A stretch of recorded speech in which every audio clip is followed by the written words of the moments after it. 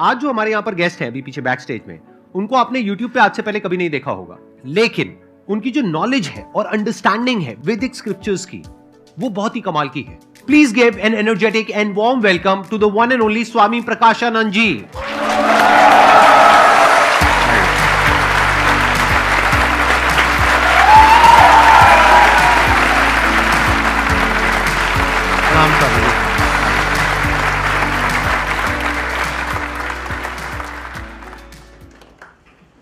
आप थोड़ा सा बताएंगे अपने बैकग्राउंड के बारे में, अपनी जर्नी के बारे में, कैसे आपने इस पाथ को चूज किया? मैंने मेरी लाइफ में वेटरनरी साइंस में ग्रेजुएशन किया, उसके बाद में पोस्ट ग्रेजुएशन किया।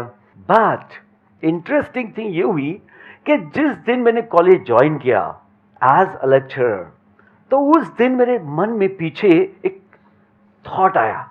भगवत गीता का जो शुरुआत है वो ये ऐसा है, अशोचान अन्वशोचस्तम प्रज्ञावातांश्च भाषसे गतासून अगतासूंश्च नानुशोचन्ति पंडिता। उसमें दिखा है कि अर्जुन को भगवान कह रहे हैं कि जो भी समझदार व्यक्ति है, जो भी ज्ञानी व्यक्ति है, वो रोता नहीं, वो परेशान नहीं होता, और जो आने ही वाला नहीं, भी अभी तक आया ही नहीं, फ्यूचर जो बिल्कुल अनजान है, उसके बारे में सोच के चिंता नहीं करता। This hit me like anything. मेरा ये माय गॉड कि हम तो अभी थोड़ी थोड़ी बातों से बड़ा हमको परेशानी होती है, बड़े सुख और दुख में हम बहुत सारे उलझ जाते हैं। तो तब से मैंने सोचा कि नहीं, मुझे तो बस भगवत गीता की पढ़ाई पूरी करनी है। तो मोड़ यहां से आया कि ऐसे धीरे धीरे जब मैं चलते गया तो रास्ते खुलते गए, और आज मैं यहां हूं।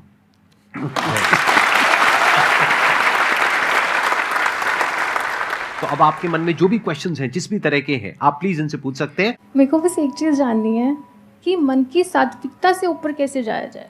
कितने चाहते हैं कि इस क्वेश्चन का आंसर दिया जाए? बहुत सारे लोग सोच रहे होंगे अभी हम सात्विक तो हो जाए पहले। अभी तो हम तामसिक और राजसिक के आसपास कहीं घूम रहे हैं। देखिए, पहले मैं सारे लोगों के लिए बता दूं कि ये सात्विक चीज क्या है। जहां सेल्फलेसनेस होता है, यानी निस्वार्थ भाव। देखो, आपको यहां कोई पैसे नहीं है और सबको खुशी बांट रहे हैं, हाँ या ना? So this is called as सात्विक गुण। और इसके बदले में ये क्या चाहते हैं? कुछ भी नहीं। तो जो व्यक्ति ऐसे मुकाम पे पहुंच जाता है, वो समझ जाता है how to live in joy and not for joy. और अगर मैं बहुत आगे जाऊं और इसको एक्सप्लेन करूं कि जो शुद्ध सत्व में हो जाता है, जो अपने ही स्वस्वरूप का अनुभव कर लेता है, जिसको आत्म साक्षात्कार कहते हैं, तो वो होती है स्टेज ये कि जहां व्यक्ति सत्व को भी लांघ कर जाता है। और यहां पर स्वामी जी, अगर आपकी परमिशन हो तो मैं थोड़ा सा ऐड करना चाहूंगा। इसके लिए जरूरी नहीं है कि आप सब कुछ छोड़ दें, यानी कि जो भी आप कर रहे हैं उसके साथ साथ में भी आप जो स्क्रिप्चर्स हैं उनको स्टडी कर सकते हैं। जैसे कि पास्ट में जो भी लोग हुए हैं जिन्होंने इस तरीके से अपने आप को रियलाइज किया है, इसको आत्मज्ञान बोलते हैं, उनकी बुक्स आप पढ़ सकते हैं। तो उसके लिए ऐसा नहीं है जरूरी कि आपको सब कुछ छोड़ना ही पड़ेगा। हर इंसान की अपनी पर्सनल चॉइस है, but it is not a pre requisite कि ये करना ही पड़ेगा तभी वो होगा। Am I right, Swami ji? Yes, fantastic. I would like to add something more. Please. कि छोड़ना क्या है? हमारे जो गलत विचार है, जो हमने अनेक प्रकार से ग्रहण किए या we have developed it, तो उनको सिर्फ गलत विचार को, यानी अज्ञान को छोड़ना है और ज्ञान को पाना है। इसलिए वो कोई भी स्टेज में हो सकता है। Excellent. सर, मेरा क्वेश्चन ये है, मैंने अभी कुछ दिन पहले हीलिंग सीखी है, बट जब तक हम सीखते हैं तब तक हमें अच्छे से शांति मिलती है, सब कुछ हमें अच्छा फील होता है। बट जैसे ही हम उन सब चीज़ों से दूर हो जाते हैं, ऑब्वियसली हमें ये पता चलता है कि नहीं, ये सब चीज़ें शायद हम कर ही नहीं सकते। ये क्वेश्चन हम स्पिरिचुअलिटी में और माइंड से रिलेटेड जो क्वेश्चंस होते हैं वहां पे जरूर पूछते हैं और बार बार पूछते हैं। ये क्वेश्चन ठीक नहीं है। क्यों? क्योंकि ये क्वेश्चन बिल्कुल ऐसा है कि मैं स्विमिंग सीखने के लिए गई, मैंने 2 दिन तक ट्राई किया, मैं नहीं सीख पाई, तो मैं क्या करूं? तो मैं क्या जवाब दूंगा? तीसरे दिन जाओ, आपने कहा मैं 3 दिन गई, 5 दिन गई, 10 दिन गई, नहीं सीख पाई, अब क्या करूं? तो मैं क्या कहूंगा? 11वें दिन जाओ, जाते रहो जब तक नहीं सीखते। ऐसे ही स्पिरिचुअलिटी में या माइंड के लेवल पे या मन के स्तर पे, बुद्धि के स्तर पे आप कुछ भी अचीव करना चाहते हो, यानी किसी भी तरह की कोई भी स्टेबिलिटी, मन की स्थिरता या बुद्धि के लेवल पे एक समत्व भाव, आज आपके साथ बैठ करके मेरे अंदर से ऐसे ऐसे वर्ड्स निकल रहे हैं जो नॉर्मली नहीं निकलते हैं। बुद्धि के स्तर पे अगर आप कुछ ऐसा करना चाहते हो तो उसके लिए वक्त लगेगा, उसके लिए समय लगेगा, but it is worth it. Never think कि there will be a point जहां पे you will say I have arrived. अरे नहीं, ऐसा कभी नहीं होता है, बस बेटर होता रहता है। जैसे आज जो एक अच्छा क्रिकेटर है वो एक गली में जो आदमी क्रिकेट खेल रहा है उससे बहुत बेटर है, ये कहा जा सकता है, बट ये नहीं कहा जा सकता कि वो बेस्ट है। क्यों? क्योंकि उससे अच्छे भी बहुत बैठे हैं और वो जो आज बेस्ट है कल वो वर्स्ट भी हो सकता है। Perfection is a myth as far as our lives are concerned.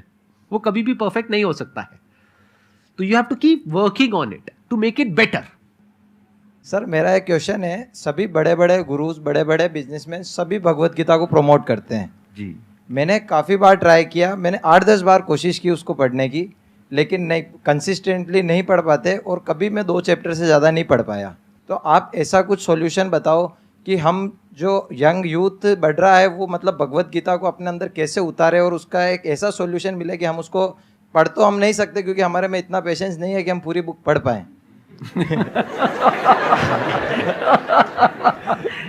ये कह रहे हैं कि मैं पानी में नहीं उतर सकता लेकिन मुझे स्विमिंग सीखनी है। इसका जवाब भगवान ने दिया है भगवत गीता में। जब अर्जुन ने पूछा कि भगवान ये जो आप बता रहे हो बड़ी बड़ी बातें, ये समझ में तो आ रही है बट मेरा चंचल मन है वो समझ में पूरा नहीं आ रहा है, तो भगवान ने एक सिंपल सा उत्तर दिया, अभ्यासेन तु कौन्तेय वैराग्येण च गृह्यते। यानी अभ्यास यानी सतत प्रैक्टिस। परफेक्शन जो चीज है ना उसको ऐसे समझा जाता है, perfection is a path which is always under construction. जैसे आप यहाँ आते हो और संदीप जी के सारे वीडियोस आप देखते हो, सुनते हो, तो आपके मन में फर्क पड़ा कि नहीं? तो इसका मतलब है धीरे धीरे धीरे धीरे अगर आप लगन से उस कार्य को करते चले जाओगे तो एक दिन आपको वो समझ में आ ही जाएगा। सर मेरा सवाल ये है कि सर जैसे हम कहते हैं ना कि अगर आपको स्पिरिचुअल पाथ में आना है तो उसके लिए ना आपको जो मोह है, मोह माया जो होती है, attachment to people you love a lot, तो उसका त्याग करने की ज़रूरत पड़ती है। तो सर जैसे अगर if I am there, I am very family oriented person, तो सर फैमिली का वो त्याग या उनसे वो अटैचमेंट कम करना, क्या ये पॉसिबल है इंसान के लिए कि वो कर सकता है उसको? अटैचमेंट को हिंदी में आसक्ति कहते हैं। मैं एक उदाहरण दे रहा हूं कि जैसे लोग बोलते हैं कि सुबह की चाय के बगैर तो सुबह हो ही नहीं सकती है। Yes or no? बड़ा कॉमन डायलॉग है, राइट? तो दिस इज सिंपल एग्जांपल। अभी बचपन से तो ये व्यक्ति ने चाय पिया नहीं है, कभी एक दिन शुरू की है, तो अभी क्या हो गया ये चाय के हिसाब से कि उसके शरीर में ऐसे चेंजेस हो गए हैं कि उसके लिए वो ड्रिंक पूरी तरह से अभी जरूरी हो गया। तो क्या हो गया, बार बार करने से। अभी हमारे मन में एक ध्यान में आना चाहिए कि जो आसक्ति होती है, आसक्ति का कारण है कि इनसे मुझे सुख मिल रहा है। जो जो लोगों से मैं आसक्त हूं या जो जो चीजों से मैं आसक्त हूं उनसे मुझे सुख मिल रहा है। अभी हम ये सुख को थोड़ा एनालाइज करेंगे। Are you ready? देखिए किसको हम सुख कहते हैं कि जब मेरी इच्छा पूरी हो जाए तो मैं बोलता हूं आहा मैं बहुत खुशी हूं, और जिस दिन मेरी इच्छा पूर्ण न हुआ तो बोलता मैं तो बहुत दुखी हूं। है ना, सिंपल सा रीजन। अभी समझो जिससे जिससे आपकी आसक्ति है वो कोई आपकी इच्छा पूरी ना करे कभी भी तो दुख होगा, फिर उससे आसक्ति रहेगी? नहीं रहेगी। नहीं रहेगी। तो थोड़ा ये जानना पड़ेगा कि अब थोड़ा अध्यात्म, हाँ, वेरी इंपॉर्टेंट पॉइंट, कि जो सुख आ रहा है वो एक्चुअली बाहर से नहीं आ रहा है। It is my wrong notion that I am becoming happy because of something. No, it is just because I am not understanding कि एक कोई मेरी विश है वो पूर्ण हो रही है, और जो विश पूर्ण होने के बाद कुछ समय मन में जो शांति है वो सुख का एहसास करा रही है। ये बात समझना बहुत जरूरी है कि जो मैं एक्सपीरियंस कर रहा हूं हैप्पीनेस का, वो it is not because of some object और because of some person, it is because the nature of my own self is happiness. धीरे धीरे अगर हम इस बात को समझने लगे तो हमको पता चलेगा कि अभी जो मैं लोगों के साथ रह रहा हूं, तो yes, they are with me, and you cannot just stay alone in the forest. No one can, because human beings are staying in this world as an interdependent entity, right? तो डिपेंडेंस रहने वाली है, लेकिन psychological जो dependence है वो हमको आसक्ति कराती है कि यही व्यक्ति जो है यही मुझे सुख दे रहा है, अगर ये चला गया तो मेरा क्या होगा. तो ये जो हमारी रॉन्ग नोशन है, ये जो गलत फहमी है, शायद इसकी वजह से हम उसी व्यक्ति से आसक्त होते. अगर ये हमने दूर कर दी कि सुख तो, जो हैप्पीनेस मैं कहता हूं, वो तो मेरा ट्रू नेचर है, यानी मेरा अपना ही एक अंदर का ऐसा स्वभाव है, और जो ये सब मेरे साथ है, they are all co passengers, this is the best journey in the life. So when they are there, let us be friendly with everyone and let us give our best to everyone.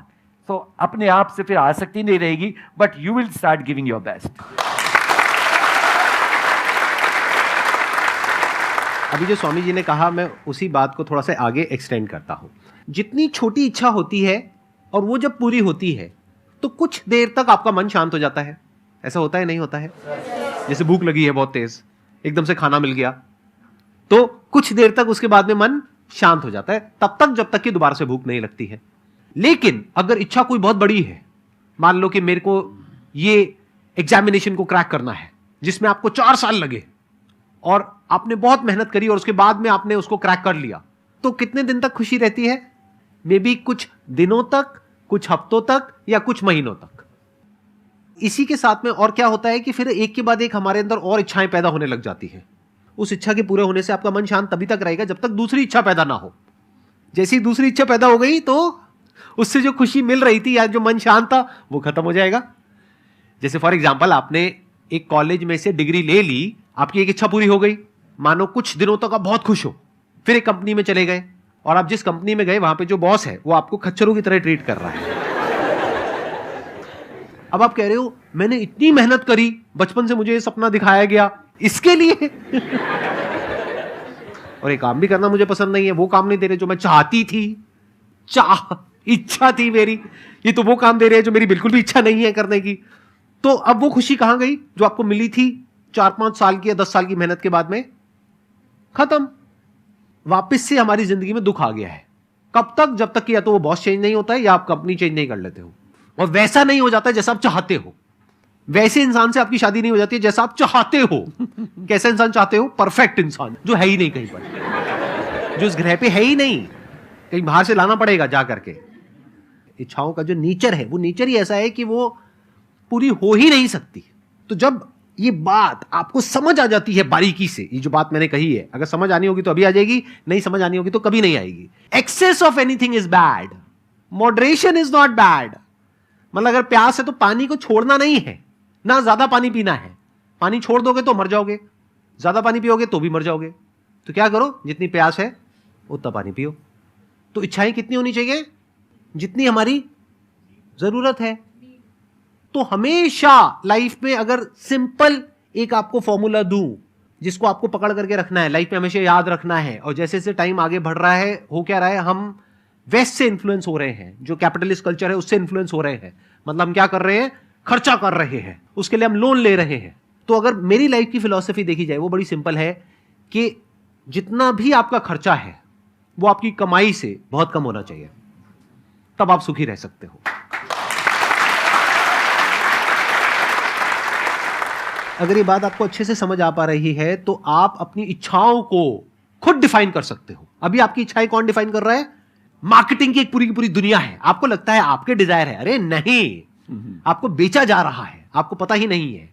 आपकी इच्छाएं आपकी खुद की कहां है? या तो आपके मां बाप की है, या सोसाइटी की है, या ये मार्केटिंग की जो पूरी की पूरी दुनिया है उनकी है.